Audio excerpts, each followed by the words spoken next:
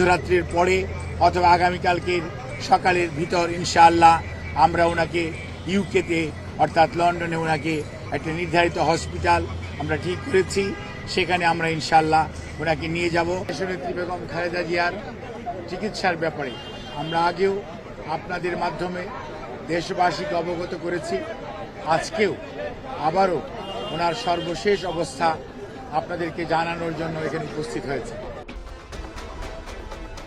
মধ্যরাতের পর খালেদা জিয়াকে লন্ডন নেওয়া হবে।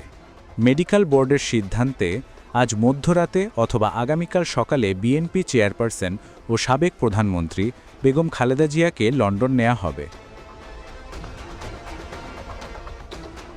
বৃহস্পতিবার ৪ ডিসেম্বর দুপুরে এভারকেয়ার হাসপাতালের সামনে সংবাদ সম্মেলনে তথ্য জানান খালেদা জিয়া ব্যক্তিগত চিকিৎসকদের অন্যতম এবং দলের স্থায়ী কমিটির সদস্য এজেডএম জাহিদ হোসেন। তিনি বলেন, মধ্যরাতের পর এয়ার অ্যাম্বুলেন্সে লন্ডনে নেওয়া হবে বিএনপি চেয়ারপারসন বেগম খালেদা জিয়াকে। কাতারের রয়্যাল এয়ার অ্যাম্বুলেন্সে তার সঙ্গে সার্বক্ষণিক চিকিৎসার জন্য থাকবেন বিশেষজ্ঞ চিকিৎসক সহ ১৪ জনের একটি দল। জেডএম জাহিদ জানান, মেডিকেল বোর্ডের দীর্ঘ আলোচনার পর এই সিদ্ধান্ত নেওয়া হয়েছে। সেখানে একটি হাসপাতালের সঙ্গে এরই মধ্যে যোগাযোগ হয়েছে। খালেদা জিয়ার শারীরিক অবস্থা নিয়ে আশাবাদী ডাক্তার জাহিদ বলেন, উন্নত চিকিৎসায় সুস্থ হয়ে আবারও তিনি দেশের সবার মাঝে ফিরে আসবেন। কূটনৈতিক সূত্রে জানা গেছে, সাবেক প্রধানমন্ত্রী ও বিএনপির চেয়ারপারসন খালেদা জিয়াকে উন্নত চিকিৎসার জন্য বিদেশ নিতে এয়ার অ্যাম্বুলেন্স পাঠাতে অফিসিয়ালি সম্মতি দিয়েছে কাতার। বিএনপির আবেদনের পরিপ্রেক্ষিতে এয়ার অ্যাম্বুলেন্স পাঠাতে রাজি হয়েছে দেশটি।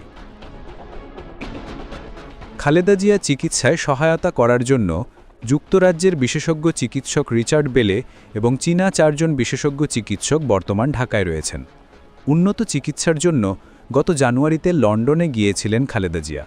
সেখানে প্রথমে হাসপাতালে, পরে ছেলে তারেক রহমানের বাসায় থেকে তিনি চিকিৎসা নেন। প্রায় ৪ মাস পর গত ৬ মে তিনি দেশে ফেরেন। গত ২৩ নভেম্বর রাতে শ্বাসকষ্ট দেখা দিলে খালেদা জিয়াকে এভারকেয়ার হাসপাতালে নেওয়া হয়। পরীক্ষায় ফুসফুসে সংক্রমণ ধরা পড়ায় তাকে ভর্তি করা হয়।